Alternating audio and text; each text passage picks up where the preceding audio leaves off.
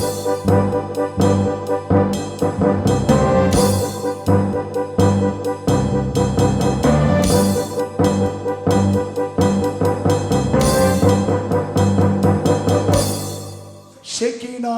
மகிமை இறங்கிடவே சாலமன் போல நாம் பணிந்திடுவோம். ஷெகினா மகிமை இறங்கிடவே சாலமன் போல நாம் பணிந்திடுவோம். ஆலயம் நிரம்பிடவே ஆண்டவர் மகிமையினால், ஆலயம் நிரம்பிடவே ஆண்டவர் மகிமையினால். அல்லேலூயா அல்லேலூயா அல்லேலூயா அல்லேலூயா அல்லேலூயா அல்லேலூயா அல்லேலூயா அல்லேலூயா.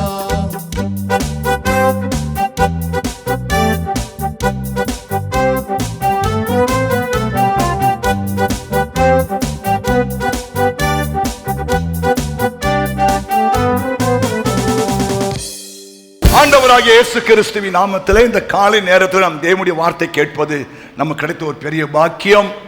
ஆமென், ஸ்தோத்திரம், ஹல்லேலூயா. ஆமா, இந்த நாளில் நம்ம எவ்வளோ காரியம் கேட்க போகிறோம். அதுக்கு முன்பாக தேவனுடைய வார்த்தை கேட்டு விட்டோம்னா அதை நம்ம கேட்கிற எல்லா வார்த்தைகளை இந்த வார்த்தை மேற்கொள்வதற்கு அது ஆசீர்வாதமாக இருக்கும். ஆமா, ஸ்தோத்திரம். கவனிங்கள், இந்த மாதம் தேவன் நம்ம கொடுத்த வாக்குத்தத்தமான வசனங்களை பலவித கோணங்களில் நாம் தியானித்திருக்கிறோம். ஞாயிற்றுக்கிழமையில ஜெபத்தை பற்றி தியானம் பண்ணியிருக்கிறோம். மற்ற நாட்களிலே அந்த வாக்குத்தத்தத்திலே தேவன் வைத்திருக்கிற கண்டிஷன்களை குறித்து நம்ம தியானம் பண்ணியிருக்கிறோம். ஆமென். எல்லா செய்திகளும் யூடியூப்ல நம்ம ஏற்றப்பட்டிருக்கிறது. கவனிங்கள், அதை நீங்கள் கவனிக்கணும். எதையோ பார்க்குறீங்க, யூடியூப்ல திறந்து மறுபடியும் அந்த செய்தியை மறுபடியும் கேளுங்க, கவனிங்க, அது கேளுங்க. நான் கொடுக்குற செய்தி நான் 2-3 முறை கேட்பேன். இதில் எங்கே தப்பு பண்ணியிருக்கேனா, இல்லை இது இன்னும் கூட எப்படி பேசியிருக்கலாம். நம்ம கேட்கும் போது நமக்குள்ள விசுவாசம் உருவாக ஆரம்பிக்கும். ஆமீன் சொல்லுங்க. அல்லேலூயா. ஆமாம், நம்ம சபையில் ஏற்கனவே 2000 மக்கள் மேலே இருக்கிறாங்க. ஆமீன் சொல்லுங்க. ஒவ்வொரு முறையும் நீங்கள் சபையில் வந்து கேட்டாலும் அந்த வார்த்தையை யூடியூப் வழியாக கேளுங்க. ஸ்தோத்திரம். எவ்வளோ பேர் கேட்குறாங்க. நல்லது. ஆமென். கர்த்தர் நமக்கு பெரிய காரியங்களை செய்வாராக. ஸ்தோத்திரம். இப்போ நம்ம வாசிக்கலாம். 1 யோவான் 3ஆம் அதிகாரம் 24ஆம் வசனத்தை நம்ம வாசிக்கலாம். அவருடைய கட்டளைகளை கைக்கொள்ளுகிறவன், அவருடைய கட்டளைகளை கைக்கொள்ளுகிறவன் அவரில் நிலைத்திருக்கிறான், அவரில் நிலைத்திருக்கிறான், அவரும் அவனில் நிலைத்திருக்கிறார். அவர் நம்மில் நிலைத்திருக்கிறதை அவர் நமக்கு தந்தருளின ஆவியினாலே அறிந்திருக்கிறோம். Praise the Lord. கவனிங்க, நம்முடைய வாழ்க்கையிலே நம்முடைய ஜெபங்கள் கேட்கப்படுவதற்கு பலவிதமான காரியங்களை நம்ம தியானம் பண்ணி கொண்டிருக்கிறோம். இன்னைக்கு சொல்றாரு, நாம் அவருடைய கட்டளைகளை கைக்கொள்ள வேண்டும். ஆமா சொல்லுங்க. அநேக சமயம் நம் தேவனுடைய கட்டளைகளை கை கொள்வதற்கு நம்ம மறந்து போகிறபடினால்தான் நம்முடைய ஜெபங்கள் தடை உண்டாய் கொண்டிருக்கிறது. வேதம் தெளிவாய் சொல்லுகிறது, ரட்சிக்கப்படக்கூடாதபடிக்கு தேவனுடைய கரம் குறுகி போகவில்லை, கேட்கக்கூடாதபடிக்கு அவர் செய்வ ஒன்று மந்தமாகவில்லை. உங்கள் பாவங்களும் உங்கள் அக்கிரமங்களுமே உங்களுக்கும் தேவனுக்கும் நடுவாக பிரிவினை உண்டாக்கி இருக்கிறது. ஆமா, நம்ம ஆண்டு பேரை ஜெபத்தை கேட்கிறவர். ஹல்லேலூயா. ஆனால் ஏன் நம்ம தேவனுடைய கட்டளைகளுக்கு நம்ம அநேக சமயம் செவி கொடுக்க மறந்து விடுகிறோம்? இங்க சொல்றாரு, அவருடைய கட்டளைகளை கை கொள்ளுகிறவன் அவரில் நிலைத்திருக்கிறான், அவரும் அவனில் நிலைத்திருக்கிறார். கவனிங்க, நமக்குள்ள தேவன் நிலைத்திருந்தார்னா எவ்வளவு பெரிய ஆசீர்வாதம் தெரியுமா? ஆமா, எத்தனை பேர் உங்களுக்குள்ள தேவன் நிலைத்திருக்குன்னு ஆசைப்படுறீங்க? உங்களுக்குள்ள தேவன் நிலைத்திருப்பாரானால், ஹல்லேலூயா, அப்போ உங்க வீட்டிலே தேவன் நிலைத்திருந்தா எப்படி இருக்கும்? ஒரு சண்டே கிளாஸ் குழந்தை பெற்றோர்கள் வீட்டில் விட்டு அவங்க வெளியே போயிருக்காங்க. இந்த குழந்தை ஒண்டியா வீட்டில் இருக்கு. வெளியே யாரோ கதவு தட்டுற சத்தம் கேட்கிறது. இந்த குழந்தை வந்து எட்டி பார்த்தா அங்கே சத்துருவாகிய பிசாசு நின்று கொண்டிருப்பதை பார்க்கிறது. இப்போ உள்ள போய், ஏசப்பா வெளியே யாரோ வந்து கதவு தட்டுறாங்க, நீங்க போய் திறந்து விடுங்கன்னு சொல்லி இயேசுவை அனுப்புகிறது. இயேசு கதவை திறந்த உடனே அதை பார்த்த சத்துரு இல்லையா தலை தெறிக்க ஓடி விடுகிறான். ஏன்னா அந்த வீட்டில் இயேசு இருந்ததுனால தான். ஸ்தோத்திரம். ஆனா இங்க சொல்றாரு, அவர் நம்மிலே நிலைத்திருக்கிறார். கவனிங்க, ஆண்டவர் உங்களுக்குள்ள நிலைச்சிருந்தார்னா இன்னும் எப்படி இருக்கும் யோசித்து பாருங்க. ஆமா சொல்லுங்க. ஹல்லேலூயா. நேற்று ஒரு சகோதரி போன்ல அவ்வளோ அழ பாஸ்டர், ஸ்பைனல் கார்டில் பிரச்சனை, ஒரு கிட்னி ஃபெயிலியர் ஆயிடுச்சு, ஒரு கிட்னி தான் ஒர்க் பண்ணுது, மூளையில சிறு கட்டி, அதுக்காக இல்லையா 2 வாரத்துக்கு 5000 ரூபாய் ஊசி போட்டு கொண்டிருக்கிறேன், குடும்பத்தில் பிரச்சனை, கணவர் விட்டு போயிட்டாங்க, பிள்ளைகள் தேவ பக்தியில இல்லை, ஸ்தோத்திரம், சொந்தமான வீடு இல்லை, பல பிரச்சனைகள். என்ன செய்யல இல்லையா, சூசைட் பண்ணிக்கலாமான்னு தோணுது. உண்மையை சொல்றேன், கஷ்டம். நல்லா படிச்சிருக்கிறாங்க, நல்ல அரசாங்கத்தில் வேலை செய்கிறாங்க, ஆனால் அவங்களால என்ன பண்ண முடியல, இந்த பிரச்சனைகளை, இந்த கஷ்டங்களை, இந்த வியாதிகளை, இந்த பலவீனங்களை அவங்களால மேற்கொள்ளவே முடியல. நான் சொல்றேன், ஆண்டவர் உங்களுக்குள்ளே நிலைத்திருந்தா உங்களுக்குள்ள சத்துரு கொண்டு வருகிற எல்லாவற்றையும் அவர் என்ன பண்ணுவார், தூக்கி அடிச்சிடுவார் இல்லையா. அவர் நமக்குள்ள நிலைச்சிருந்துட்டார்னா கவனிங்க, சத்துரு உள்ள என்ட்ராக முடியாது, வீட்டில் என்ட்ராக முடியாது, சரீரத்துக்குள்ள என்ட்ராக முடியாது. ஆமே, உங்க ஆவிக்குள்ள என்ட்ராக முடியாது. ஆமேன் சொல்லுங்க. இங்க அதான் சொல்றாரு, நீங்கள் என் கட்டளைகளை கை கொண்டா அவர் உங்களை நிலைத்திருப்பார். அவர் உங்களை நிலைத்திருப்பார். நிலைத்திருப்பார்னா பர்மனண்டா உங்களுக்குள்ள இருப்பாரு. ஆமா, சில பேரு கவனிங்க, சில பேருக்குள்ள ஆண்டவர் நிலைச்சி இல்லை.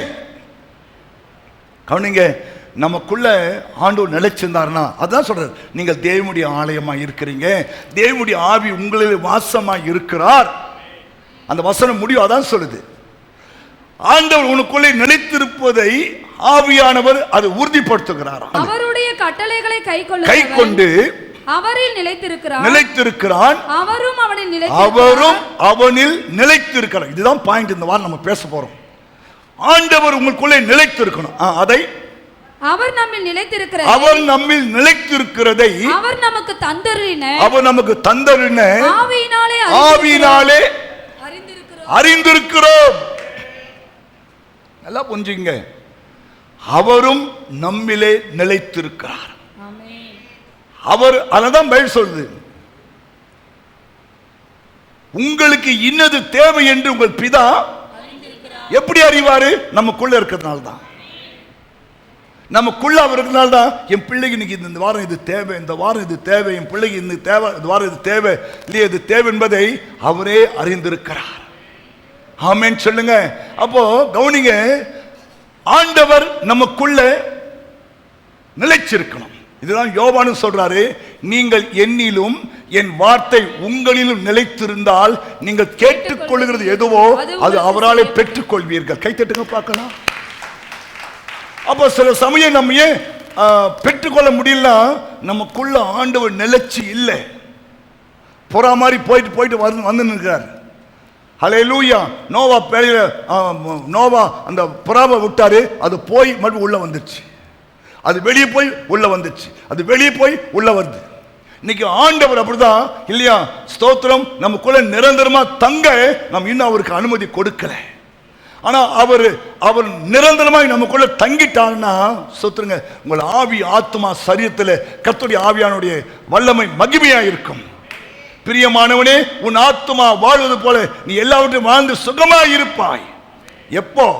அவர் நம்மிலே நிலைத்திருக்கும் போது தான். ஆமா சொல்லுங்க. அப்போ கவனிக்கணும், இன்னைக்கு அநேகர் ஆண்டுக்குள்ள நிலைச்சில்லை.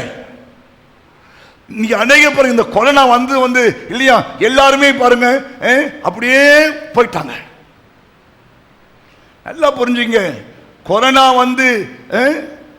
வந்தது ஓகே, ஆனா அதனால நம்ம ஆண்டுக்குள்ள நிலைச்சிடாம இல்லையா போயிடக்கூடாது. ஆமென் சொல்லுங்க. ஆமா, பல பரிசுத்தவான்கள் பல ஆண்டுகளாக சிறைச்சாலையிலே அவங்க கைதியா இருந்தாங்க. ஆனா அவங்க கூட இயேசு நிலைச்சிருந்தார். ஹல்லேலூயா. நம்ம நினைக்கிறோம் இல்லையா, ஆமா கொரோனா வந்துச்சு, கோயில் போக முடியல, அதனால தான் என்னால ஜெபம் பண்ண முடியல, பைபிள் வாசிக்க முடியல, என்னால பரிசுத்தமா வாழ இல்ல இல்ல. ஆண்டவர் உனக்குள்ளே நிலைச்சிருந்தார்னா நீங்கள் எந்த சூழ்நிலையிலும் தேவனுக்கு பிரியமாய் வாழ்வீர்கள். அவர் உங்களை ஏவிக்கொண்டே இருப்பார். ஆமா. ஆனா இன்னைக்கு பாருங்க, இந்த கொரோனா நேரத்தில் அநேகர் பாருங்க ஆண்டவரை விட்டு தூரமாய் போய் கொண்டிருப்பதை நாம் கேள்விப்படுகிறோம். இது பிசாசுடைய முழுக்க முழுக்க தந்திரம். ஆமென் சொல்லுங்க. ஆனா நீங்க அப்படி போக கூடாது இல்லையா. நீங்க கர்த்தருக்குள்ளே நிலைச்சிருக்கணும். நீங்க ஆண்டவருக்குள்ளே நிலைச்சிருக்கணும். நீங்க ஆண்டவரோடு நிலைத்திருக்க வேண்டும். ஆமென். அப்பதான் ஆண்டவர் பாருங்க இம்மையிலும் மறுமையிலும் நமக்கு தேவையான கிருபைகளை கொடுப்பார், நம்ம ஜெபங்களை கேட்பார், நம்மளை ஆசீர்வதிப்பார், சத்துரு நம்மை தொடாமல் காத்துக் கொள்வார். ஒரு வசனத்தை நம்ம வாசிக்கலாம். நீதிமொழிகளின் புஸ்தகம் 19ஆம் அதிகாரம் 23வது வசனம். நீதிமொழிகள் 19:23. கர்த்தருக்கு பயப்படுதல், கர்த்தருக்கு பயப்படுதல் ஜீவனுக்கு ஏதுவானது, ஜீவனுக்கு ஏதுவானது. அதை அடைந்தவன் திருப்தி அடைந்து நிலைத்திருப்பான். தீமை அவனை அணுகாது. கவனிங்க, ஏன் தீமை இன்னைக்கு நம்மளை அணுகி கொண்டிருக்கிறது? கவனிங்க, பல தீமைகளை நம்ம பார்க்கிறோம், பல தீமைகளை பார்க்கிறோம் இல்லையா. தீமை என்ற வார்த்தைக்கு ஆங்கிலத்தில் அது ஈவில், பிசாசுன்னு போட்டிருக்கு. கவனிங்க, ஏன் தீமை வருது? எத்தனை பேர் வாழ்க்கை தீமை இருக்கு? தீமை இருக்கு இல்லையா, போராட்டம் இருக்கு. கவனிங்க, ஏன் ஏன் ஆண்டு நமக்கு நிலைச்ச தீமை வருமா? சொல்றாரு, கர்த்தருக்கு பயப்படுதல் ஜீவனுக்கு ஏதுவானது, அதை அடைந்தவன் திருப்தியா இருப்பான். திருப்தி அடைந்து நிலைத்திருப்பான். தீமை அவன் என்ன பண்ணாது. எங்க தீமை வரனால நமக்கு திருப்தி போயிடுது, தீமை வரனால தான் நமக்கு இல்லையா அந்த பிளஸிங் போயிடுது, அல்லது நமக்குள்ள இருக்கிற அந்த சமாதானம் போயிடுது. நம்ம எழுதி கொடுத்துக்கிறாங்க இல்லையா, கிட்னிலும் கல்லு பித்தப்பையிலும் கல்லு. எப்படி அவங்களுக்கு சமாதானம் இருக்கும்? எப்படி அவங்களுக்கு சந்தோஷம் இருக்கும்? எப்படி அவங்களுக்கு இல்லையா சாப்பிடுவாங்க இல்லையா? ஸ்தோத்திரம். இதெல்லாம் சத்துரு செய்த தந்திரங்கள். ஆனா சொல்றாரு, கர்த்தருக்கு பயப்படுதல் அது ஜீவனுக்கு ஏதுவானது, அதை அடைந்தவன் திருப்தியாயிருப்பான். தீமை அவன் என்ன பண்ணாது, அணுகாதுன்னு தேவன் சொன்னார்னா சொன்னதை செய்கிறோம். சொன்ன சொல்லை காப்பாற்றும் தெய்வம். சொன்ன சொல்லை காப்பாற்றும் தெய்வம் உம்மையன்றி யாரும் இல்லை. முடிந்ததில் துவக்கத்தை பார்க்கிறோம், எங்களுக்கு ஈடில்லை. நம் ஆண்டவர் சொன்ன சொல்லை காப்பாற்றுகிறவர். நான் சொல்லட்டுமா உங்களுக்கு, தீமை உங்களை அணுகாது, திருப்தி அடைவீர்கள், நிலைத்திருப்பீர்கள். எப்போ? கர்த்தருக்கு பயப்படும். நம்ம பயத்தை பற்றி நிறைய பேசி கொண்டிருக்கிறோம். கர்த்தருக்கு பயப்படுங்க, கர்த்தருக்கு பயப்படுங்க, கர்த்தருக்கு பயப்படுங்க, கர்த்தருக்கு பயப்படுங்க. ஆனால் அங்குதான் நம்ம கோட்டை விட்டுறோம். கவனிங்க, போன வாரம் இந்த கல்லை ஆப்ரேஷன் பண்ண, ஆனால் விஷன் எனக்கு மாறி மாறி வந்து கொண்டே இருக்கிறது. டாக்டரும் பல காரியம் செஞ்சாங்க, முடியல. இப்போ நீங்கள் என்ன பண்ணுறீங்க, நீங்கள் போய் மெட்ராஸில் டாக்டர் போய் என்ன பண்ணுங்க பாருங்கள், உங்கள் ரெட்டினாக்குள்ளே பிளட் கசிவு இருக்கிறதுனால உங்களுக்கு விஷன் மாறி மாறி வருது. நீங்கள் சென்னையில் போய் இந்த டாக்டரை பார்க்க சொல்லி அவங்க ரெக்கமெண்டேஷன் டாக்டர் எழுதி கொடுத்துட்டாங்க. சோத்திரம். அந்த டாக்டருடைய அப்பாயின்மெண்ட் வந்து காலையில், சனிக்கிழமை காலையில் கொடுத்துட்டாங்க அப்பாயின்மெண்ட். நானும் ஓகேன்னு சொல்லிட்டேன். காருக்கு டிரைவர்லாம் ரெடி பண்ணியாச்சு. ஆனால் ராத்திரியில் போய் ஜெபம் பண்ணும்போது மனசில் ஒரு இடி உண்டாகுது. எப்பா, நீ சனிக்கிழமை இது வரைக்கும் நீங்கள் வெளியே போனது கிடையாது. சனிக்கிழமை உட்காந்து ஜெபம் பண்ணுவேன், வேதம் வாசிப்பேன் இல்லையா, காத்திருப்பேன், அடுத்த நாள் செய்திக்கு உட்காந்துருப்பியே. இப்போ உனக்கு வியாழக்கிழமை கோயில் வச்சா நீ சனிக்கிழமை போகலான்னு யோசிக்கிறியா அப்படின்னு ஒரு பல விதத்தில் ஆண்டவர் பேசுகிறார். ஆண்டவரே அப்பாயின்மெண்ட் கொடுத்தாச்சு, டாக்டர் ரெடியாக இருப்பார், காரை வந்துடுவாங்க. அவங்க முக்கியமாக நான் முக்கியமானு கேட்டார். தப்பான்னு கேன்சல் பண்ணிட்டு காலை ஏந்த உடனே நான் சென்னைக்கு போகவில்லை. அப்படியே நான் மீறி போயிருந்தா எதனா ஒன்று ஆகியிருக்கலாம் இல்லையா? கவனிங்க, சில சமயம் நம்ம தேவனுக்கு பயப்படுற பயத்தை விட்டுட்டு நம்ம சில சமயம் மாம்சத்துக்கு நம்ம இடம் கொடுக்கிறபடினால தான் தீமைகளை நீங்க சந்திக்க ஆரம்பிக்கிறீங்க. கர்த்தருக்கு பயப்படுதல் ஜீவனுக்கு ஏதுவானது, உயிருக்கு ஈக்குவலானதான். அதை அடைந்தவன் திருப்தி அடைஞ்சு நிலைச்சிருப்பான். அவனை எவனும் அசைக்க முடியாது. அல்லேலூயா. ஆமா, உபத்திரமோ வியாகுலமோ பசியோ நிர்வாணமோ நாசமோசமோ உயர்வோ தாழ்வோ எதுவுமே அவனை அசைக்கவே முடியாது. ஆமா சொல்லுங்க. ஆமா, தீமை அவனை ஒண்ணுமே பண்ண முடியாது. சத்துரு வெள்ள போல வந்தா கூட இல்லையா, ஆண்டவர் கை நீட்டினா முடிஞ்சு கதை. பயப்படுங்க, பயப்படுங்க. ஆண்டவர் ஆபிரகாமை பார்த்து சொன்னாரு, இவன் எனக்கு பயப்படுகிறவன். கவனிங்க, நீங்கள் பயப்படுவதை பாஸ்ட் பார்க்கிறாரா இல்லையோ, உங்க வீட்டார் பார்க்கறாங்களோ இல்லையோ, தெய்வம் பார்க்கணும். ஆமா, அநேக சமயம் இல்லையா, பாஸ்ட் பார்க்குற மாதிரி நம்ம பயப்படலாம், அல்லது பாஸ்டமா பார்க்குற மாதிரி நம்ம பயப்படலாம், அல்லது மற்றவங்க பார்க்குற மாதிரி நம்ம பயப்படலாம். ஆனா உங்களுடைய பயப்படுதலை பரலோகம் பார்க்க வேண்டும். ஏன்னா அதுதான் உனக்கு பலன் கொடுக்கும். ஆமென் சொல்லுங்க. ஆமா, ஆண்டவர் ஆபிரகாம் பார்த்து, நீ எனக்கு பயப்படுகிறவன். அப்பொழுது அவர், பிள்ளையாண்டான் மேல் உன் கையை போடாதே, கையை போற்றாத, அவனுக்கு ஒன்றும் செய்யாதே, நீ அவனை உன் புத்திரன் என்றும் உன் ஏகசுதன் என்றும் பாராமல் எனக்காக ஒப்பு கொடுத்தபடியினால் நீ தேவனுக்கு பயப்படுகிறவன் என்று. கவனிங்க, ஆபிரகாம் தேவனுக்கு பயப்படுகிறவன் என்று இப்பொழுது எப்ப கண்டாருன்னா, ஆபிரகாம் தேவனுடைய வார்த்தைக்கு கீழ்ப்படிந்தபடினாலதான். அப்ப கர்த்தர் பயப்படுற பயன் என்ன? அவருடைய வார்த்தைக்கு அப்படி முற்றிலுமா கீழ்ப்படிவது. நம்ம கீழ்ப்படிவோம், கொஞ்சம் கொஞ்சம் கீழ்ப்படிவோம், முற்றிலுமா கீழ்ப்படிஞ்சார். கவனிங்க, இந்த பயத்தினுடைய சாரம்சம் கீழ்ப்படிதல்.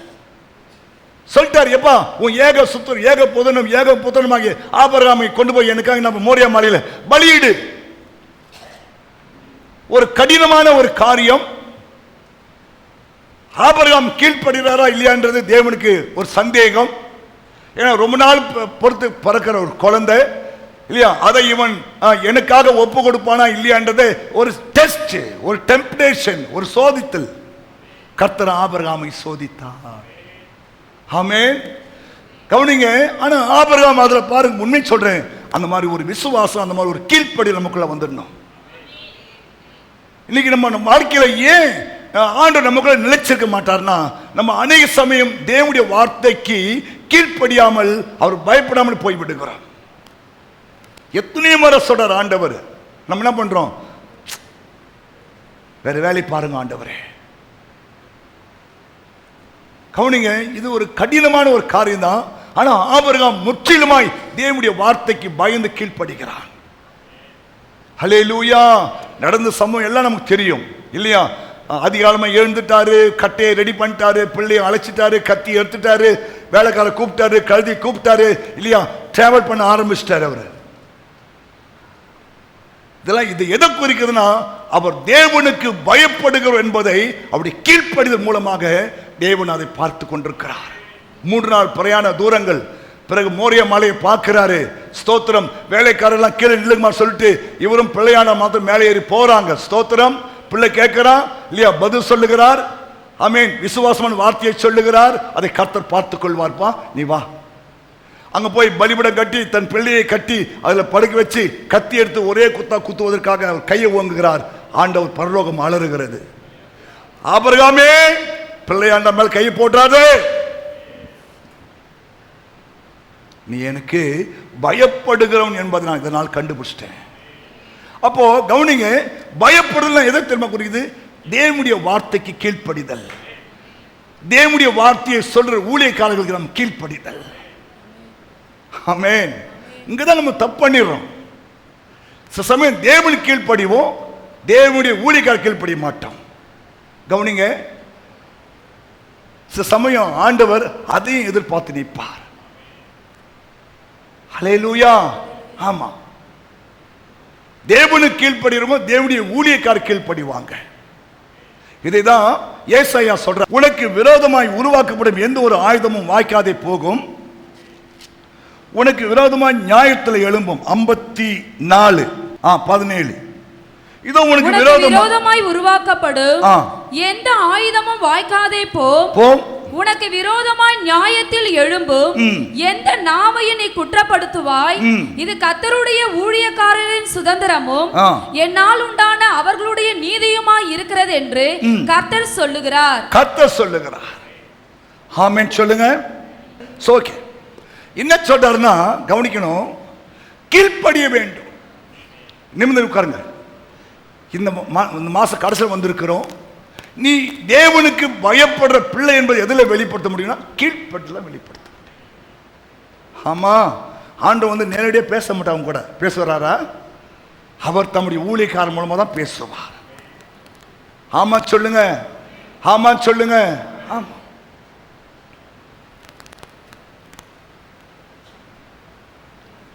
ஒரு இடத்துல ஒரு பெரிய கூட்டம் நடந்தது. அந்த கூட்டத்தில் பேசுவதற்காக ஒரு பெரிய ஒரு உலக பிரசித்தி பெற்ற ஒரு தேவனுடைய ஊழியக்காரனை அங்கே அழைத்திருந்தாங்க. ஸ்தோத்திரம். அந்த மக்களுக்கு கவனிங்க, இவர் ஆங்கிலத்தை பேசுவார். அது அந்த மக்களுக்கு என்ன பண்ணோம், டிரான்ஸ்லேட் பண்ணுறதுக்கான ஆள் இல்லை.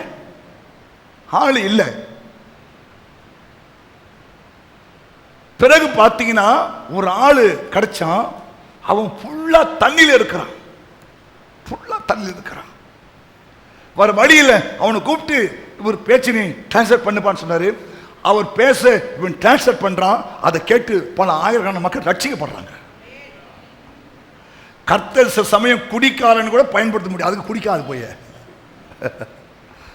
சில சமயம் ஆண்டவர் குடிக்காரனையும் பயன்படுத்த முடியும்.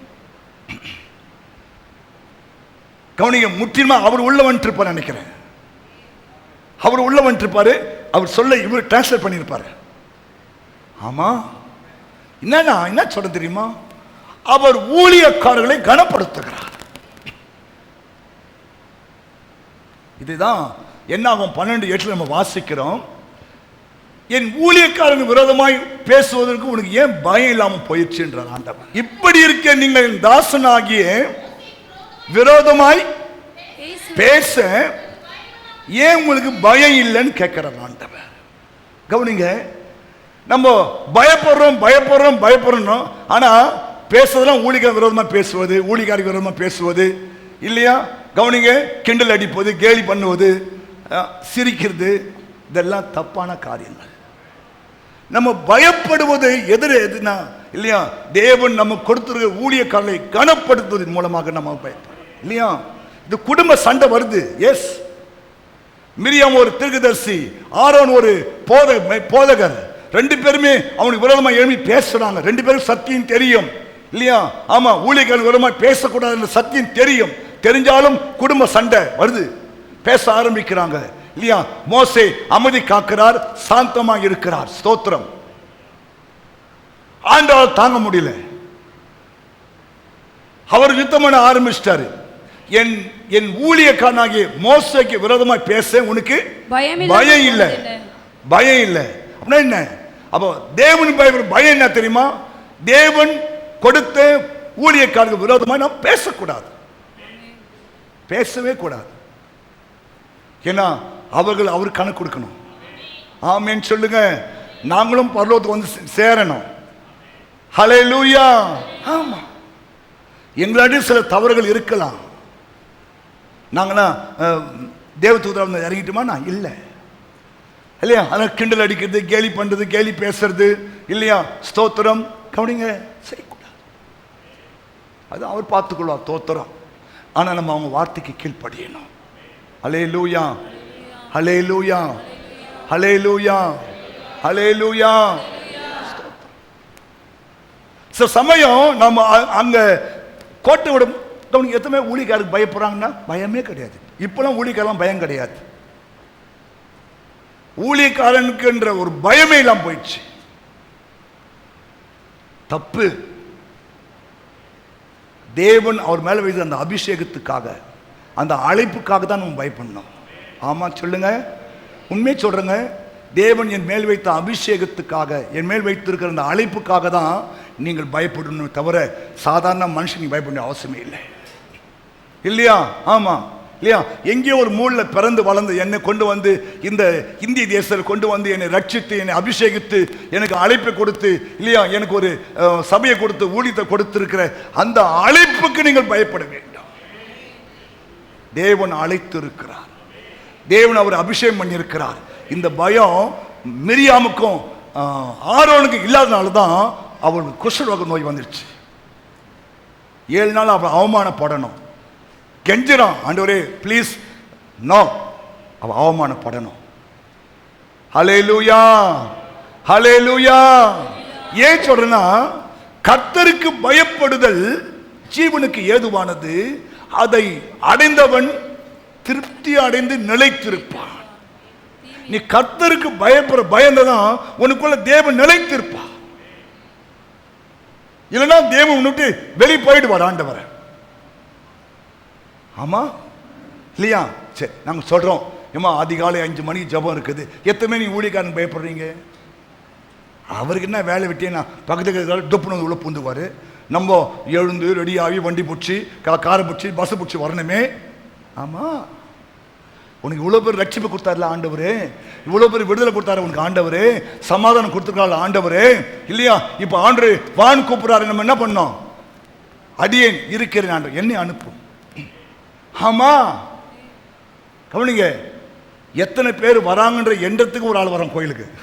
அதிகாலை ஜபத்துக்கு எத்தனை பேர் வராங்க? பாஸ்டர் இன்னைக்கு 48 பேர் வந்தாங்க, இன்னைக்கு 50 பேர் வந்தாங்க, இன்னைக்கு 55 பேர் வந்துக்கிறாங்க, இன்னைக்கு 60 பேர் வந்தாங்க. 2000 பேர் இருக்கிற சபையில் வெறும் 50 பேரா பாஸ்டர்? ஒருத்தர் கேட்குறான். சோத்திரம், அவமானமா இருக்கு.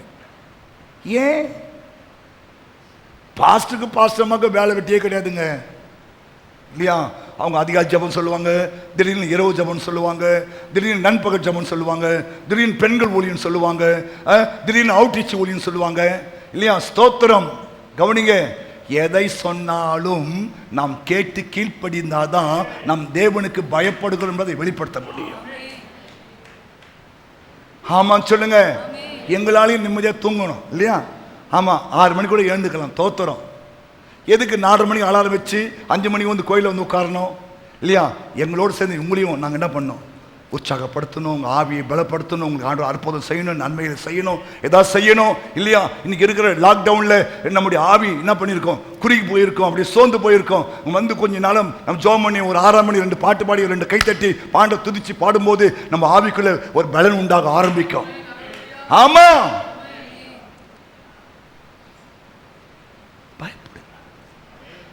சில பேர் சொல்றாங்க, அப்படி ஒரு ஜெபம் நடக்குதுன்னு தெரியாத பாஸ்டர், இது எவ்வளோ பெரிய பொய். சோத்துல பூசணிங்க ஏமா என்ன தாயி? முழு பூசணிக்காவை சோத்துல மறைக்குது. ஒவ்வொரு நாளும் திங்கள் செவ்வாய் புதன் அதிகாலை ஜபம் இருக்குதுன்னு நாங்கள் சொல்லிக் கொடுக்குறோம், சொல்றோம். தெரியவே தெரியாதுன்னா நீ எவ்வளவு பெரிய பொய்யனா இருக்கிறேன்னு என்று புரிஞ்சுக்கலாம். ஆமா, நிறைய பேர் கேளுங்க, தெரியாது பாஸ்டர், தெரிஞ்சதான் நாங்கள் வராமல் இருப்போமா பாஸ்டர்? ஐயோ தோத்துறோம். ஆமா, சோம்பல். கவனிங்க, சோம்பல். சோம்பலுக்கு பல காரியங்களை ஞானி சொல்லியிருந்தாலும் 24ஆம் அதிகாரத்தில் சோம்பலுக்கான ஒரு பெரிய காரியத்தை ஆண்டு சொல்ற, அதை எடுத்து நீங்க படிக்கணும். நீதிமொழிகள் 24:30. உண்மை, நான் அதை போன வாரம் சொன்னேன், ஆனா உங்களுக்கு சொன்னான்னு தெரியல, அதை எடுங்க. சோம்பேறின் வயலையும் மதியீனனுடைய திராட்சை தோட்டத்தையும் கடந்து போனேன். கவனிங்க, கடந்து போனேன். இது உன்னுடைய வார்த்தை தீர்க்கதரிசனமா வருது வார்த்தை உனக்கு. ஆண்டவர் அல்லது ஞானி சொல்றான், இல்லையா? நான் சோம்பேறின் வயலையும் மதியீனனுடைய திராட்சை தோட்டத்தையும் கடந்து போனேன். இதோ அதெல்லாம் முள்ளு காடா இருந்தது, நிலத்தின் முகத்தை காஞ்சொரி மூடினது, அதன் கச்சுவர் இடிந்து கிடந்தது, அதை கண்டு நான் சிந்தனை பண்ணினேன். ஏமா என்னைக்கே நீ சிந்தனை பண்ணிருக்கியா? நம்ம வாழ்க்கையா இப்படி இருக்குது, நம்ம குடும்பம் இப்படி இருக்குது, நம்ம பிள்ளைங்க இப்படி இருக்கிறாங்க, நம்ம புருஷன் இப்படி இருக்கிறாரு, நமக்கு ஏன் கடன், நமக்கு ஏன் வேதனை, நமக்கு ஏன் துன்பம், நமக்கு ஏன் இது, என்னைக்கே யோசித்து பார்த்திருக்கிறியா? என் தலையெழுத்து பாஸ்டர். உன் தலையெழுத்து இல்ல, உன் தலையெழுத்து மாத்திர வல்லமை ஏசப்பாக்கு இருக்குது. ஆனா இங்க சொல்றாரு, உன்னுடைய சுவர் ஏன் இடிஞ்சு போயிருக்கு, உன்னுடைய வீடு ஏன் இடிஞ்சு போயிருக்கு. சோம்பேறியின் வயலையும் மதியினுடைய திராட்சை தோட்டத்தை நான் கடந்து போனேன், அதனால பண்ண இடிஞ்சு கிடக்குது, முள்ளுக்காடா இருக்கு, முள்ளுக்காடா இருக்கு. இந்த பண்டு நான் சிந்திச்சேன் கொஞ்சம் யோசிச்சு, என் குடும்பம் ஏன் இவ்வளவு கஷ்டம் வருது, ஏன் உங்களுக்கு துன்பம், ஏன் இவ்வளவு வியாதி, போராட்டம், துன்பம், வியாதி, கஷ்டம் ஏன் வருது? என்னைக்கா சிந்திச்சு பார்த்திருக்கியா நீ?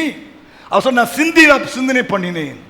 இன்னும் கொஞ்சம் உறங்கட்டும், இன்னும் கொஞ்சம் கை முடக்கி கொண்டு தூங்கட்டும் என்பாயோ, உன்னுடைய தரித்திரம் வழிபோக்கனை போலவும் உன்னுடைய வறுமை ஆயுதமானதனை போல வரும் என்று ஞானி எழுதி வச்சிருக்கிறார். ஆமா, ஹலோ கவனிங்கம்மா, சிந்தனை பண்ணுங்க. ஏன் இல்லையா நம்ம ஆராதிக்க தெய்வம், ஜீவனுள்ள தெய்வத்தை ஆராதனை பண்ணிட்டு இல்லையா இன்னைக்கு நம்ம வாழ்க்கையில் இவ்வளவு பிரச்சனை, போராட்டம், கஷ்டம், துன்பம், வியாதி, போடு முட்டி போடு, அசை ஆண்டவர் சமூகத்தை. ஆமா, எஸ் சொன்னல, செத்தாலும் சாகுற ஆண்டவரே, எனக்கு ஒரு பதில் வரணும் இல்லையா? ஆமா, ஸ்தோத்திரம் இல்லையா? ஆமான் பெரியவனா, நீ பெரியவன் நான் நிரூபிச்சு காட்டணும். உட்கார்ந்தால முட்டி போட்டு, அவளும் தாதிமார் முட்டி போட்டாங்களா? கத்த செஞ்சாராங்க. காரியம் மாறுதலாய் முடிந்தது, காரியம் மாறுதலாய் முடிந்தது, காரியம் மாறுதலாய் முடிந்தது. சொல்லட்டுமா, உன் காரியம் மாறுதலாய் முடியும். சிந்தனை பண்ணு. ஏன் நம்முடைய வயல் இப்படி இருக்கு, நம்ம வயல ஏன் காஞ்சொரி மூடி இருக்கு, ஏன் நம்ம வயல் இப்படி இருக்கு, ஏன் நம்முடைய வீடு இப்படி இருக்கு, நம்ம குடும்பம் ஏன் இப்படி இருக்கு இல்லையா, நம்முடைய வாழ்க்கையா இப்படி இருக்கு, என்னைக்காவது சிந்தனை பண்ணியா? யோசிச்சீங்களா? ஸ்தோத்திரம். அதுக்கு பதில சொல்றாரு, இன்னும் கொஞ்சம் உறங்கட்டும். தூக்கம் அவசியம், ஆனா அதிக தூக்கம் உங்களுடைய ஆசீர்வாதத்தை கட் பண்ணிடும். ஆமா, ஹல்லேலூயா, ஸ்தோத்திரம். ஜெபம் பண்ணுங்க. எந்த சபையில ஜெபம் இருக்கோ இல்லையோ, 5 மணிக்கு மேல விசுவாசிகள் பெட்ல இருக்கவே கூடாது. 5 மணிக்கு மேல முகத்தை கழுவி வந்து முட்டி போடு ஆண்டு சமூகத்துல. அப்பா என் வீடு சொல்லு, இந்த வசனம் சொல்லு, என்னுடைய என் வாழ்க்கை காஞ்சரி மூடி இருக்கு, என் வயல் நிலத்துல ஆசீர்வாதம் இல்லை ஆண்டவரே, எனக்கு இப்படி பிரச்சனை இருக்கு, போடு 5 மணிக்கு முட்டி போடு, இந்த வசனத்தை சொல்லு, எனக்கு உதவி செய்யும் ஆண்டவரே, மாற்றும் ஆண்டவரே, நீ நீ காரியத்தை மாற்று தெய்வம் தானே, மாற்றும். நான் சொல்லட்டுமா, அக்டோபர் மாசம் வாழ்க்கையில அற்புதம் நடக்கும். இந்த வசனத்தை நீ பிடிச்சு ஜெபம் பண்ணிப்பார். நான் சொல்றேன், நான் தீர்க்கதரிசனமா சொல்றேன், நான் தீர்க்கமா சொல்றேன். வசனம் தான். ஹல்லேலூயா. என்னை கனம் பண்ண நான் உன்னை கனப்படுத்திடுவேன். ஆமா சொல்லுங்க. ஆமா, இங்க ஜெபம் இருக்கா, ஓடி வா. ஜெபம் இல்லையா, அதே நேரத்தில் வீட்டில் முட்டி போடு. 5 மணிக்கு அப்பா தோத்திரம் பண்ணி பாரு. நான் சொல்றேன், அக்டோபர் மாசம் முடிவதற்குள்ளாக தேவன் தம்முடைய வாயின் வார்த்தையை நிறைவேற்ற ஒரு வல்லவராக இருப்பார். நம்புறீங்களா? ஏன்னா அவன் சொல்றாரு, நம்ம அனுமதி அது யோசிக்கிறது கிடையாது. ஏன் நமக்கு வரணும், அவன் குடிக்கிறான் இல்ல, அவன் குற்றாட பரவாயில்ல, ஆண்டு உன்னை ஆஸ்வதி, நீ நேர்மையா இருக்கல, உன்னை ஆண்டு ஆஸ்வதிப்பார். ஆனா ஏன் செய்ய கீழ்ப்படுறது கிடையாது, கட்டளைக்கு நிறைவேற்ற கிடையாது இல்லையா? அந்த ஆதி அன்பு உன்னை விட்டு போயிடுச்சு. இன்னைக்கு மாம்சம் உன்னை வாயில் கிரீச ஆரம்பிச்சிருச்சு, பிசாசி முற்றிலுமா இடம் கொடுத்துட்ட. No no no no no, ஆண்டு வார்த்தை கேட்பாதீங்க. ஹல்லேலூயா. ஆமா, ஊழியக்காரங்க விரோதமா எழும்பாதீங்க, பேசாதீங்க இல்லையா? சோத்திரம் இல்லையா? அது அவர் பாடு இல்லையா? சோத்திரம். என்னை விசாரிக்க ஒருத்தர் இருக்கிறார். ஆமா, இல்ல இருக்காரா இல்லையா? இருக்காரா இல்லையா? என்னை தண்டிக்க ஒருத்தர் காத்திருக்கிறார் இல்லையா? நான் தவறு செய்தால் அதை அதை அதை திருத்த ஒரு காத்திருக்கிறார். ஆனா நீங்க பேசி தப்ப ஆண்டோடைய கோபத்துக்கு ஆளாகி விடக்கூடாது. ஆமென். ஹல்லேலூயா, ஹல்லேலூயா.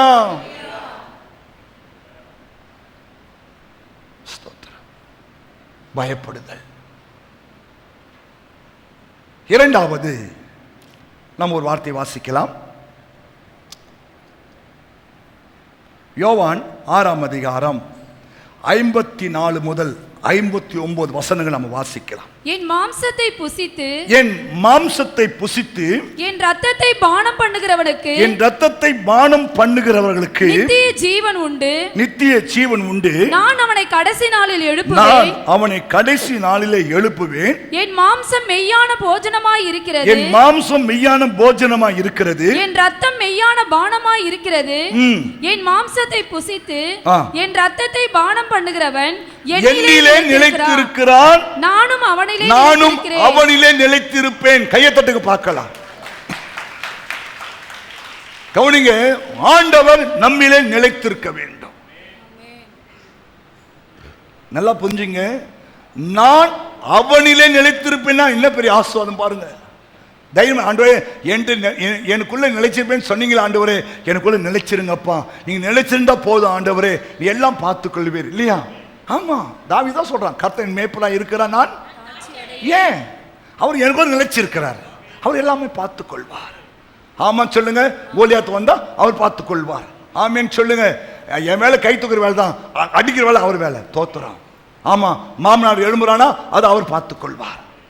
மனைவி எழும்புறாளா அவர் பார்த்துக் கொள்வார். மனைவி கிண்டல் பண்றாளா அதை அவர் பார்த்துக் கொள்வார். அப்ப சொல்றாரு, நான் அவனிலே நிலைத்திருப்பேன், அவனும் என்னிலே நிலைத்திருப்பான். எப்போ? இந்த திருவிருந்து ஆராதனைகள் நம்ம உண்மையாய் பங்கு பெறும் போது. என் மாம்சத்தை புசித்து என் ரத்தத்தை பானம் பண்ணுகிறவனுக்குள்ளே நான் நிலைத்திருப்பேன். கவனிங்க, நான் மறுபடியும் சொல்றேன், கர்த்தர் நம்மிலே நிலைத்திருக்க வேண்டும். ஆமா, அவர் நம்மளை விட்டு விலகி இல்லையா? ஆண்டவரே, யாரு விலகி போனாலும் பரவாயில்ல, நீங்க என் கூட நிலைச்சிருங்க ஆண்டவரே. நிலைச்சுன்னு என்ன அர்த்தம்? அப்படியே ஸ்ட்ராங்கா இருன்னு அர்த்தம். ஆமா, சொல்லுங்க, இவர் 10 வருஷமா இதே கோயில் நிலைச்சிருக்கிறாருங்க, 10 வருஷமா இதே கம்பெனி நிலைச்சிருக்கிறாருங்க, 10 வருஷமா இதே தொழில் நிலைச்சிருக்கிறாருங்க. சொல்லட்டுமா? அப்படி நிலைச்சிருக்கிறோம் பாருங்க, உயர ஆரம்பிச்சிருவான். சில பாருங்க, இங்க 5 மாசம் இங்க வேலை செய்வான், சிச்சி இது வேலை, அங்க போவான். அங்க ஒரு 5 மாசம் வேலை செய்வான், சிச்சி இது செட் ஆகல, மறுபடியும் அங்க போவான். அங்க ஒரு 5 மாசம், இப்படி வருஷம் முழுதா 55 கம்பெனி சுற்றி வருவான். ஒரே கம்பெனியில, ஆம், ஒரே கம்பெனியில, ஒரே குடும்பத்தில், ஒரே காரியத்தில் நிலைச்சிருங்க. ஆமா, ஹல்லேலூயா. ஆமா, அப்ப உனக்கு சம்பள உயர்வு கிடைக்கும், உனக்கு போனஸ் கிடைக்கும் இல்லையா? உனக்கு எல்லாமே கிடைக்கும். ஏன்னா 10 வருஷமா இங்கே நிலைச்சிருக்கிறாரு, 10 வருஷமா இதே கோயில்ல அவரு விசுவாசியா இருக்கிறாரு. அதனால அந்த குடும்பத்தை நம்ம என்ன பண்ணணும்? பொறுப்பு எடுக்கணும். அந்த குடும்பத்தை நம்ம விசாரிக்கணும், அந்த குடும்பத்தை நம்ம பார்க்கணும் இல்லையா? இல்லையா? அன்றாட வந்துட்டு போற ஆள் இல்லை, நிலைச்சி இருக்கிற ஆளுக்கு மேல ஒரு அன்பு உண்டாக ஆரம்பிக்கும் இல்லையா? அப்ப நாங்களே யோசிப்போம், இந்த 10 வருஷமா இருக்காங்க, 10 வருஷமா அந்த பொண்ணு இங்கே இருக்குது இல்லையா? இந்த குறைஞ்ச சம்பளத்தை வெளியே போய் 2 முறை அந்த மிஷின் வேலை தெரியும், என்ன டைலர் வேலை தெரியுங்களா? உனக்கு தெரியும். போனா இல்லையா, கை நிறைய சம்பளம் கொடுப்பான், போனஸ் கொடுப்பான் இல்லையா, தோத்திரம் எல்லாம் கொடுப்பான். ஒண்ணு வேணாம், ஏசு போதும் சொல்லி புருஷனும் பொண்டாட்டி இங்கே வந்து உட்காந்துட்டாங்க. இப்போ இவங்க வந்து உட்காந்துட்டாங்களே, நமக்கு என்ன வரணும்ல? ஆமா, ஒரு வீட்டை மாத்தினாங்க, சோத்திரம் சாட்சியா சொல்றேன், மாத்தினாங்க. பசங்க எங்க வீட்டில் ஜெபம் பண்ணிட்டு போங்கன்னு சொன்னாங்க. போய் ஜெபம் பண்ணிட்டு அந்த வீட்டை சுற்றி வந்தேன். பார்த்தா ஒரு கட்டில் ஒரு கால் உடஞ்சி கண்டது. அது கீதா அவங்க வீட்டில் கொடுத்த கட்டிலாக இருக்கலாம், எனக்கும் அப்படிப்பட்ட கட்டு தான் கொடுத்தாங்க. தோத்திரம், அது அந்த நாட்கள் கட்டில். அது பார்த்தா இடுப்பு உடஞ்சி கிடக்குது. ஏம்மா இதில் ஏமா படுக்கிறீங்கன்னு கேட்டேன். வேறு வழி இல்லையே பாஸ்டர்ன்ச்சு. என் வீட்டில் ஆண்டு பேசுகிறேன், எப்பா நீ நல்ல கட்டில் படுத்துருக்கிறியப்பா, அவன் தான் ஊழியம் செய்கிறாங்க. சரி எப்பா வின்சென்ட் பிரதர், போய் 2 பேர் படுக்கிற மாதிரி ஒரு கட்டிலும் ஒரு பெட்டு வாங்கி கொடுங்க. எவ்வளோ? 35,000 ரூபா. போட்டோம் போ. ஏன்? அவங்க என்னிலே நிலைச்சிருக்கிறார்கள். ஆமா, அப்போ 10 வருஷமா புருஷனும் பொண்டாட்டி இங்க நிலைச்சிருந்து என்ன பண்றாங்க? என் பாரத்தை சுமக்கிறாங்க, தேவ பாரத்தை சுமக்கிறாங்க, கீழ்ப்படுறாங்க, வேலை செய்யறாங்க. அப்போ பாருங்க, அந்த குடும்பத்துக்கு உண்மை சொல்றேன், எனக்கு ஆசை, இந்த சர்ச்சில் நிலைச்சிருக்க எல்லாருக்கும் ஒரு நல்ல வீட்டை கட்டி கொடுத்துடணும், ஒரு இடம் வாங்கி கொடுக்கணும் இல்லையா? இல்லையா? ஊழியக்காரங்க செய்யணும் ஆசை இருக்கு, ஆனா மாளிகை தான் எட்ட மாட்டுது. ஆசை இருக்கு, உள்ளத்துல அந்த ஆசை இருக்கு. ஏன்னா இவங்க என் கூட ஏன் சொன்னாரு, ஒரு வார்த்தை வாசிங்க பார்க்கலாம். லூக்கா எழுதின புத்தகம் 22ஆம் அதிகாரம் 28-29. மேலும் எனக்கு நேரிட்ட சோதனைகளில், ஆண்டவர் ஏசு சொல்றாரு, திருவிருந்து ஆராதனை முடிச்சுட்டு சொல்றாரு, மேலும் எனக்கு நேரிட்ட சோதனைகளில் என்னோடு கூட நிலைத்திருந்தவர்கள் நீங்களே. கவனிங்க, இந்த சபை ஆரம்பிச்ச நாள்ல இருந்து இந்த நாள் வரைக்கும் இல்லையா, பலவிதமான சோதனைகள் வந்தாலும் சில பேர் நிலைச்சிருக்கிறாங்க, சில பேர் ஓட்டு போயிட்டாங்க. ஆமா ஆமா, ஸ்தோத்திரம் இல்லையா. எனக்கு நேரிட்ட சோதனையில என்னோட நிலைச்சிருக்கு யாருன்னா என் பொன்னாடி தான் அங்கிருந்து நினைச்சிருக்கா. ஸ்தோத்திரம். ஆமா, சிலதெல்லாம் ஆரம்பத்தில் என் கூட இருந்தவங்க இந்த சோதனைலாம் பார்த்து தோத்திரம் ஓடிச்சிங்க. ஆனா ஏன் சொல்றாரு, எனக்கு அவர் 3 வருஷம் தான் செஞ்சார் ஊழியம். இந்த 3 வருஷமே சொல்றாரு, எனக்கு ஏற்பட்ட எல்லா சோதனையிலும் நீங்க என்னோடு நிலைச்சிருந்தீங்க. ஆகையால் கவிங்க சும்மா இல்ல, நிலைச்சிருந்தீங்க இல்லையா. என் கஷ்டத்தை நீங்க ஏற்றுக்கொண்டீங்க, என் சுபத்தை நீ ஏற்றுக்கொண்டீங்க இல்லையா, என் கூட நிலைச்சிருந்தீங்க, நீங்க ஓடி போயிடல இல்லையா. சில பேர் இது கடினமா உபதேசம், யார் இவரை பின்பற்ற முடியும், சில பேர் பின்வாங்கி போயிட்டான். ஆனா நீங்க என்ன பண்றீங்க, என் கூட நிலைச்சிருந்தீங்கல்ல. ஆகையால் என் பிதா எனக்கு ஒரு ராஜ்யத்தை ஏற்படுத்தினது போல நானும் உங்களுக்கு ஒரு ராஜ்யத்தை ஏற்படுத்துவேன். கை தட்டு பார்க்கலாம். ஹலோ, ஆமா, மறக்க மாட்டார் இயேசுநாதர். ரட்சிக்கப்பட்ட நாள்ல இருந்து இந்த நாள் வரைக்கும் இல்லையா, நீ அவரை நினைச்சிருந்தீங்கன்னா சொல்றாரு, என் பிதா எனக்கு ஒரு ராஜ்யத்தை ஏற்படுத்தி இருக்கிறாரு, நானும் உனக்கு ஒரு ராஜ்யத்தை ஏற்படுத்துவேன். ராஜ்யனா என்ன?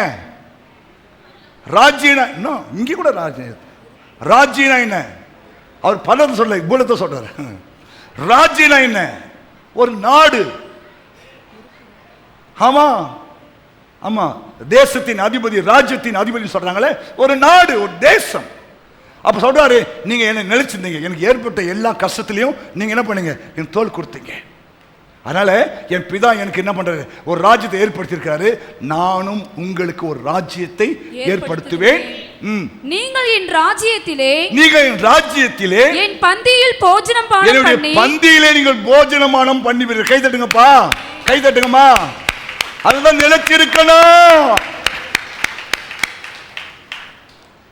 போன வாரம் ஒரு சம்பவத்தை ஒன்று வாசிச்சேன். ஒரு மனுஷன் 200 பன்னிகளை ஒன்னா கூட்டின்னு போறான். எத பன்னி தான் தெரியல, புசு புசு முடி ஓடும். ஆனா 200 பன்னி அப்படியே மாஸ் போட்டு போகுது.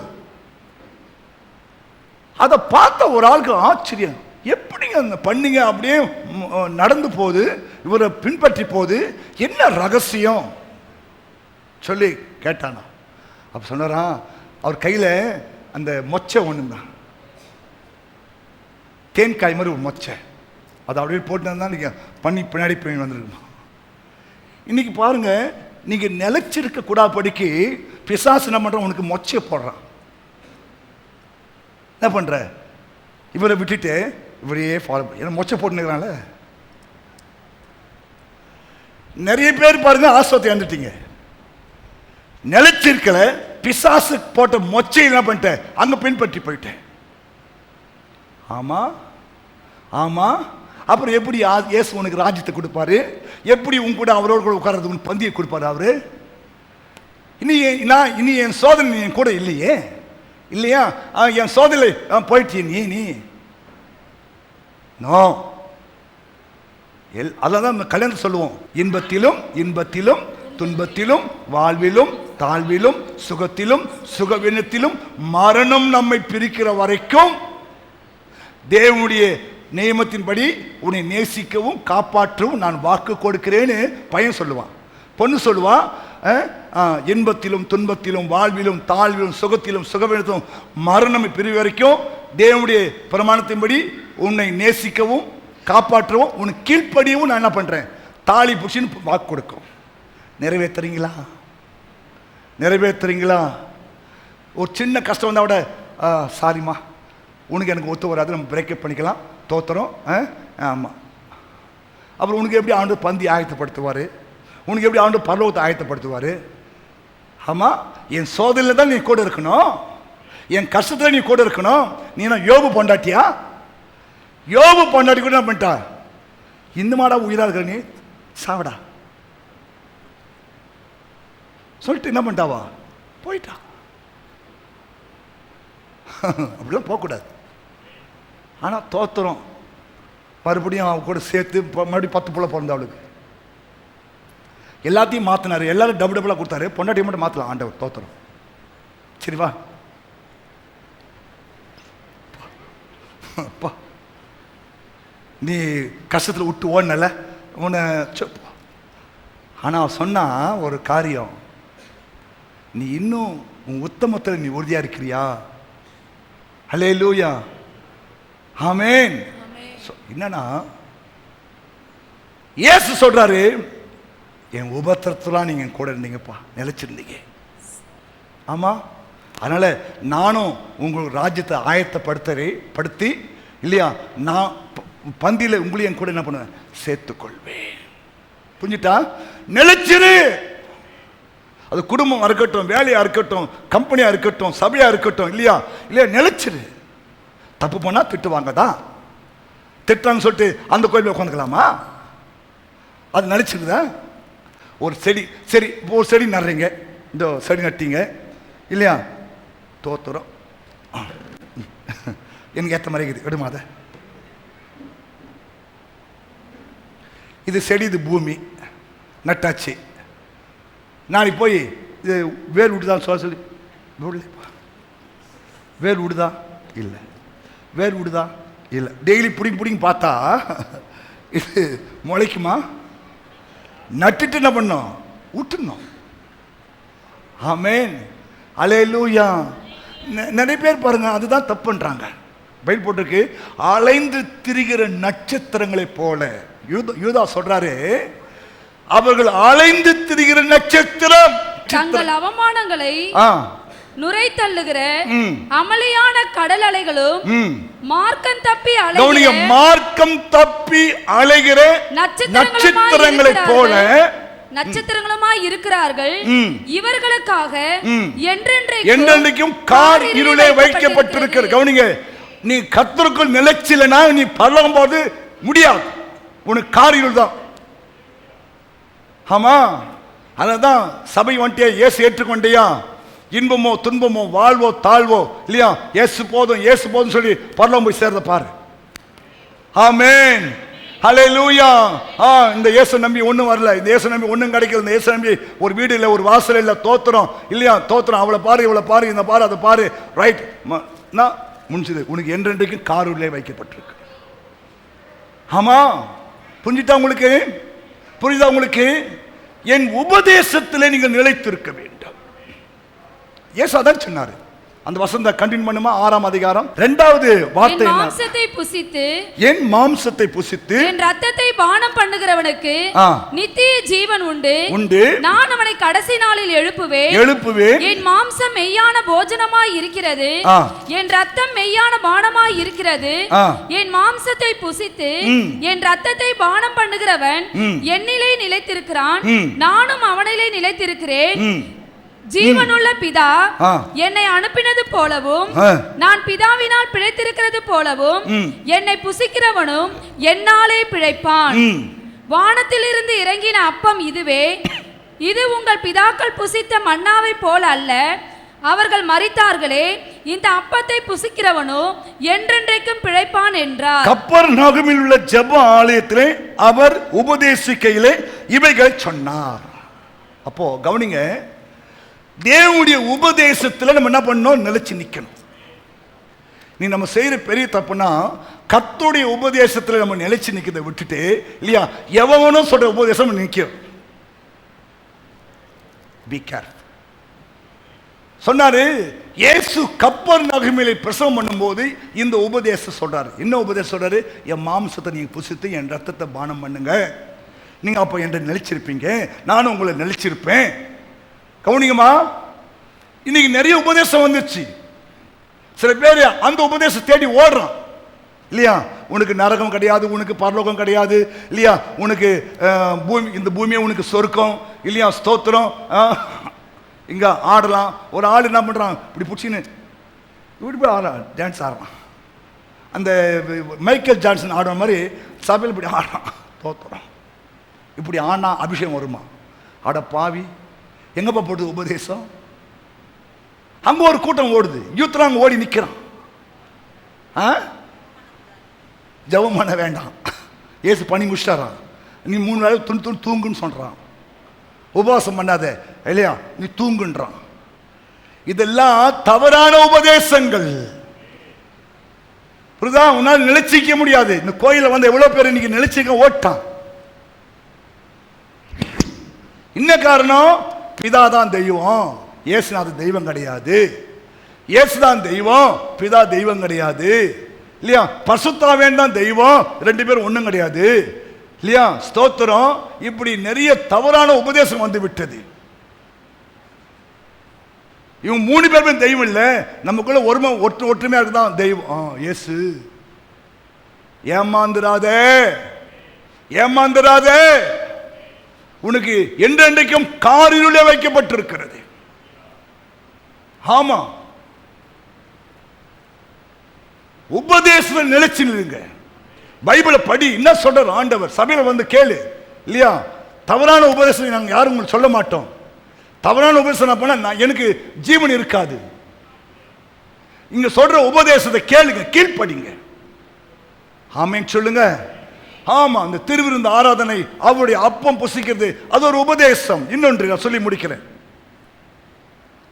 யோவான் 15:1 முதல் 7 வாசி முடிக்கலாம். ஓ இயேசுவே ஸ்தோத்திரம். நான் மெய்யான திராட்சை செடி, நான் மெய்யான திராட்சை செடி, என் பிதா திராட்சை தோட்டக்காரர், என் பிதா திராட்சை தோட்டக்காரர். என்னில் கனி கொடாவது இருக்கிற கொடி எதுவோ அதை அவர் அறுத்து போடுகிறார். சரி. கனி கொடுக்கிற கொடி எதுவோ அது அதிக கனிகளை கொடுக்கும்படி அதை சுத்தம் பண்ணுகிறார். அப்ப ஆண்டவர் என்ன பண்றாரு? சுத்தம் பண்ணுவாரு. இப்படிதான் திட்டுவாரு. அதுக்காக நீ நிலைச்சலாம் ஓடுனா உனக்கு காரில் தான் வைக்கப்பட்டிருக்கு இல்லையா. ஆமா, நீங்க உங்களை பார்த்தாவே பயமா இருக்கு. நீங்க ஒரு மாஜி ஹிட்லரு. ஹிட்லர் தான். எதுக்கு நான் ஹிட்லரா இருக்கிறேன்? உன்னை கொண்டு போய் அங்க சேர்க்கறதுக்காக தான். ஏன் உன்னை பார்த்தோன்னு திட்டுறேன்? நீ கீழ்ப்படியில, உபதேசத்தை கை கொள்ளல.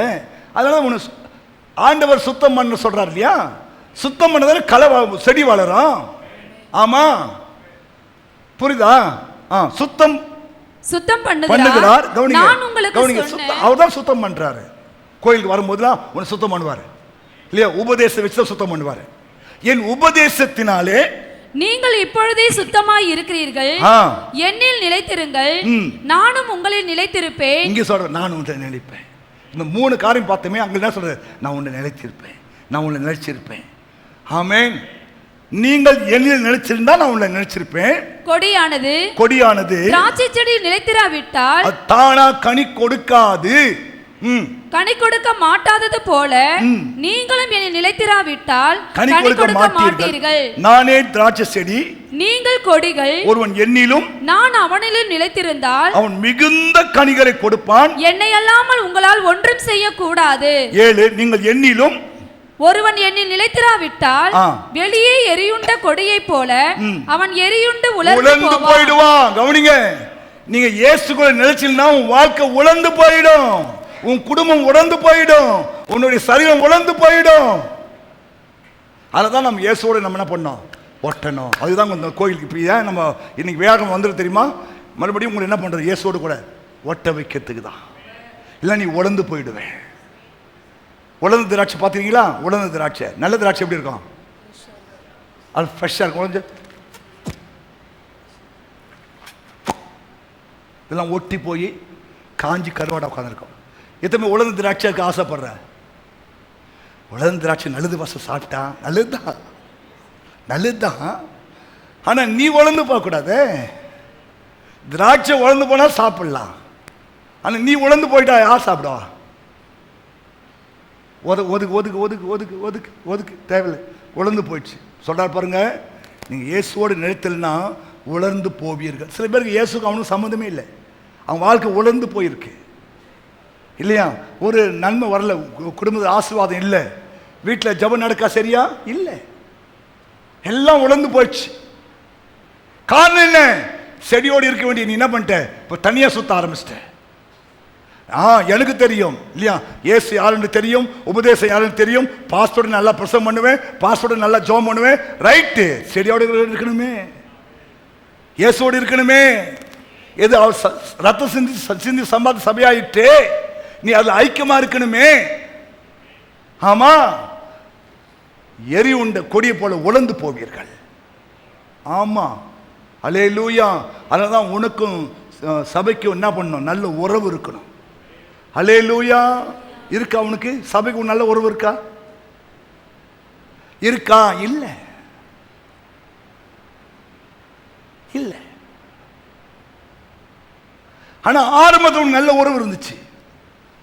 எதுக்கு தான் பாஸ்டர் என்ன பண்ணலாம், பாஸ்டர் என்ன செய்யலாம், பாஸ்டர் போகலாம், பாஸ்டர் வரலாம், பாஸ்டர் எல்லாம். இப்போ சொத்தம் தோத்திரம், உறவு கட்டு. அதனால நீ குடும்பம் உழந்து போயிருக்குது, உன் வாழ்க்கை உழந்து போயிருக்கிறது, உன் குடும்பத்தை பிரச்சனை போராட்டம் உள்ள வர ஆரம்பிச்சிச்சு. ஏன்னா இயேசு வெளியே வந்துட்டாரு.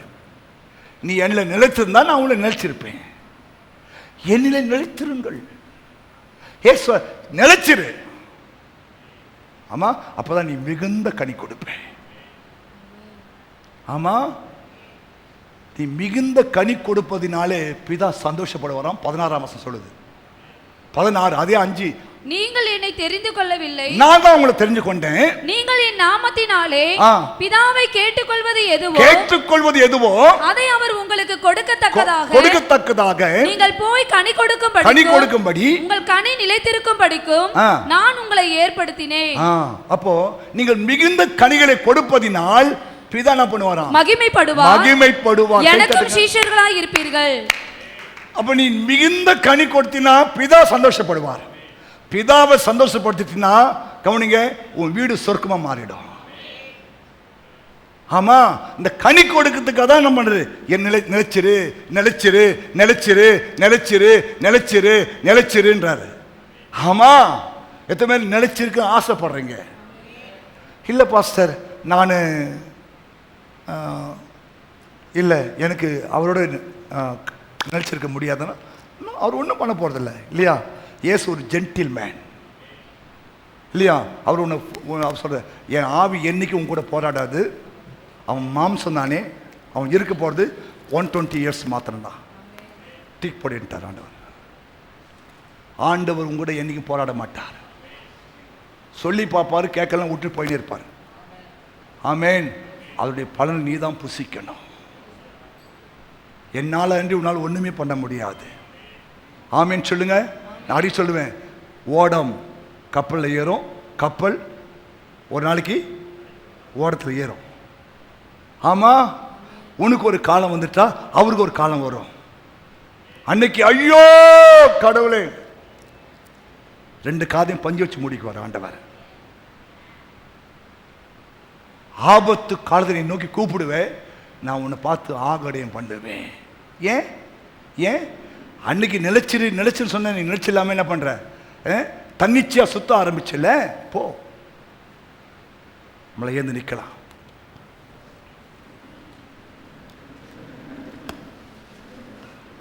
ரெண்டே காரியம் சொன்னார் ஆண்டவர். ஒன்று, என் உபதேசத்தில் நிலைச்சிருங்க. ஒன்று, கர்த்தருக்கு பயந்து என் கீழ்ப்படிங்க. ஊழியக்காரன் விரோதமாய் பேசாதீங்க, பொய் சொல்லாதுங்க, சகோதர சிநேகத்தை கட்டி எழுப்புங்க. இதெல்லாம் உண்டு. டைம்ல ஓட்டு நல்லது. ஆமா, கண்களை மூடி பா, எங்களை சுத்தம், இன்னும் சுத்தம் பண்ணுங்க ஆண்டவரே. நாளைக்கு புது மாசம் இல்லையா? இன்று உங்களை, நாளைக்கு கத்த உன்னடியில் அற்புதங்களை செய்வார். ஆமா, பிரைஸ் காட். ஆண்டவர் நம்மை சுத்தம் பண்ணுகிறார். கஷ்டம்தான், காலையை பிடுங்கும் போது கஷ்டமா தான் இருக்கும் இல்லையா? கஷ்டமா தான் இருக்கும். ஆனா பிடிங்கிட்டா இந்த செடி நல்லா வளர ஆரம்பிக்கும். அதான் சொல்றது, நான் சுத்தம் பண்றேன், நான் சுத்தம் பண்றேன், எனக்கு ஒப்பு கொடு, நான் சுத்தம் பண்றேன். அவர் தான் உன்னை சுத்தப்படுத்த முடியும். ஆமா, ஹல்லேலூயா. ஆமா. ஏன் நாங்கள் உங்களுக்கு வரும்போதெல்லாம் தேவனுடைய வார்த்தையை சொல்லி உங்களை நாங்கள் கொஞ்சம் கடினமாக நடத்த தெரியுமா? சுத்தம் பண்ணுதல். ஏன்னா இல்லையா, நீங்கள் என்னோடு கூட என்ன பண்ணுவீங்க? என் ராஜ்யத்தில் பந்தி ஆமா, கை உயர்த்தியப்பா.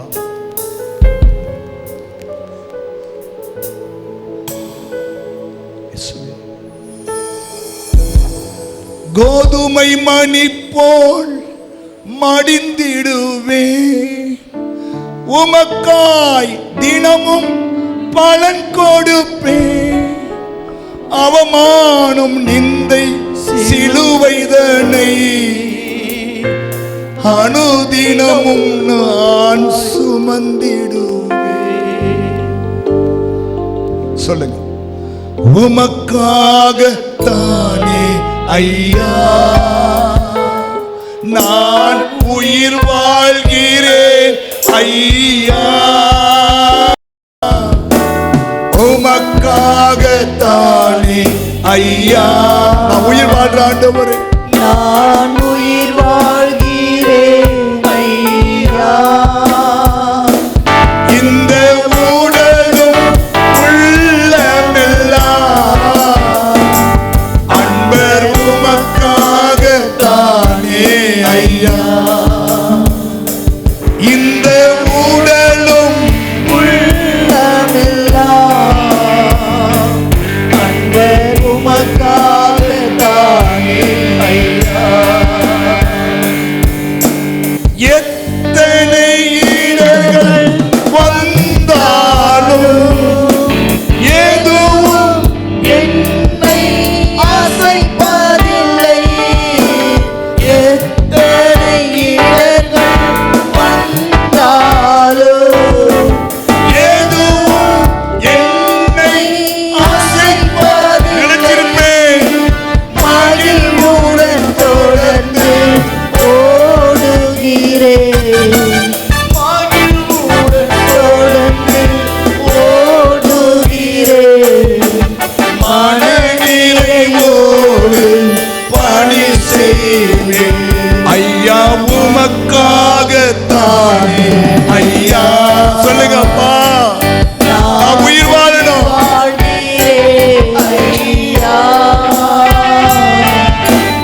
உமக்காகத்தானே ஐயா.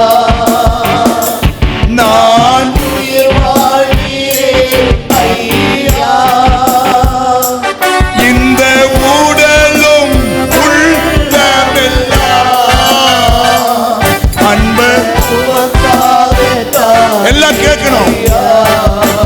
பண்படுத்தும் சித்தம் போல பயன்படுத்தும் உங்க விருப்பம் போல பண்படுத்தும் சித்தம் போல என்னை பயன்படுத்தும். பயன்படுத்தும் விருப்பம் போல உம் கரத்தில் நான் புல்லாங்குழல். உம் கரத்தில் சொல்லு, உணர்வு. புல்லாங்குழல் ஒவ்வொரு நாளும் இசைத்திடுவே, ஒவ்வொரு நாளும். அவர் உன்னை இசைக்கணும், அவர் உன்னை இசைக்கணும், அவர் உன்னை இல்லையா?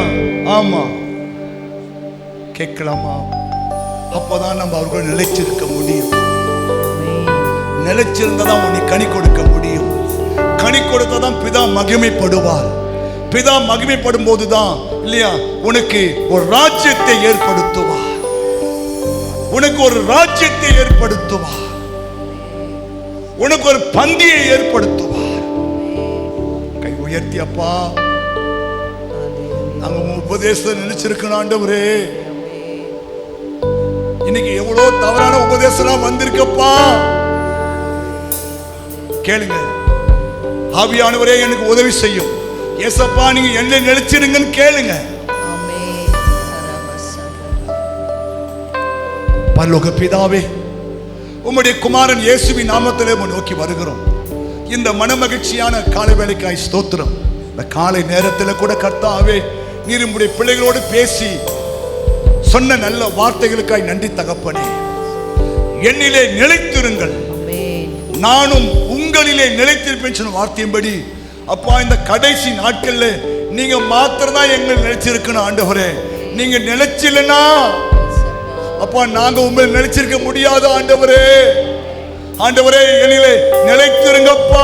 கேளு வாய் திறந்து, எல்லா வாய் திறந்து என்னிலே நிலைத்திருங்க ஆண்டவரே. என்னை விட்டு தூரம் போயிடாதீங்கப்பா. என்னிலே நிலைத்திருங்கப்பா. கேளுங்க ஆண்டவரே, உதவி செய்யுங்கப்பா. எங்கள் நிலைச்சிருங்க ஆண்டவரே. நீங்க எங்கள் நிலைச்சிருந்தாதான் நாங்க மிகுந்த கனி கொடுக்க முடியும் ஆண்டவரே. பிதாவை சந்தோஷப்படுத்த முடியும் ஆண்டவரே. அதனால அப்புறம் தான் நீங்க ஒரு ராஜ்யத்தை ஆயத்தப்படுத்த முடியும் ஆண்டவரே. அந்த ஒவ்வொரு பிள்ளைகளோடு நீ பேசியிருப்பதுக்காய் ஸ்தோத்திரம். ஆசீர்வதிங்க ஆண்டவரே, ஆசீர்வதிங்கப்பா. ஐயா, அந்த பிள்ளைகள் இந்த மாசத்தை ஜபத்தோடு முடிக்க கொடுத்த கிருபைக்காய் ஸ்தோத்திரம். சித்தமானால் நாளைக்கு இன்னொரு புதிய மாசத்துக்குள்ள பிரவேசிக்க போகிறோம்.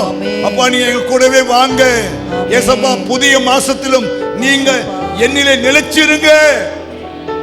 எங்க குடும்பத்துல, எங்க தொழில, எங்க வியாபாரத்துல அப்பா எல்லாவற்றிலும் நீங்க நிலைச்சிருங்கப்பா.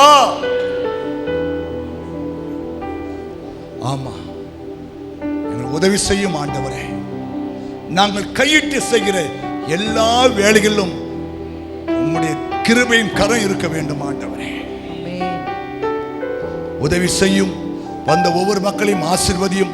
நல்ல சுகபல ஜீவன் ஆரோக்கியம் தீர்க்காயுசு உண்டாகட்டும். வியாதி பலவீன போராட்டங்கள் பொல்லாத பிசாசின் கிரிகள் ஐயா தீமைகள் இந்த பிள்ளைகளை தொடாதபடிக்கு இயேசு கிறிஸ்துவின் இரத்தத்தின் வல்லமையினாலும் சாட்சியின் வசனத்தினாலும் கடிந்து விலகி போ. கர்த்தருடைய வல்லமை இறங்கட்டும். ஆவியாவுடைய பிரசன்னம் உள்ள போகட்டும். ஒரு தேவ சமாதானத்தை கொடுங்கப்பா. இந்த பிள்ளைகள் குடும்பத்தில் சமாதான நதியை போல ஓடட்டும் ஆண்டவரே. அந்த ஒவ்வொரு மக்களையும் ஆசீர்வதியும். போகும்போது உம்முடைய பாதுகாப்பை தூதரை கூட வைங்க. சுகப்பிரயாணத்தை வாய்க்க பண்ணுங்க. ஆசீர்வதிங்க ஆண்டவராகிய இயேசு மூலம் ஜெபிக்கிறோம் பிதாவே. என் ஆத்துமாவே கர்த்தரை ஸ்தோத்திரி. முழு உள்ளமே பரிசுத்த நாமத்தை ஸ்தோத்திரி. ஆத்துமாவே கர்த்தரை ஸ்தோத்திரி. கர்த்தர் செய்த சகல உபகாரங்களையும் நம்முடைய பிதாவாகிய தேவனுடைய அன்பும் கர்த்தராகிய இயேசு கிறிஸ்துவின் கிருபையும் பரிசுத்த ஆவியானுடைய அந்யோன்ய ஐக்கியமும் எப்போதும் எப்போதும் சதா காலமும் கர்த்தருடைய வருகை மட்டும் இருந்து நம்மை காத்துக்கொள்வாராக. அல்லேலூயா. கர்த்தர் உங்களை ஆசீர்வதிப்பார். அப்படியே முட்டி போட்டு சோமன்ட்டு போங்கப்பா. இந்த கடைசி நாளுக்காய் ஸ்தோத்திரம். எங்களை இன்னும் சுத்தப்படுத்துங்க. நாளைக்கு ஒரு புது மாசத்துக்குள்ள பிரவேசிக்க போறோம். அந்த மாசமாவது என் வாழ்க்கையில ஒரு நல்ல மாசமா இருக்கணும்ப்பா. நான் சிறுமைப்பட்ட நாட்களுக்கும் நான் துன்பத்தை கண்ட வருஷத்துக்கும் ஐயா சரியாய் மகிழ்ச்சி ஆக்குகிற மாசமா இருக்கட்டும் ஆண்டவரே. கேளுங்க, சவுமண்டு போங்க. ஆண்டவர் உதவி செய்வார்.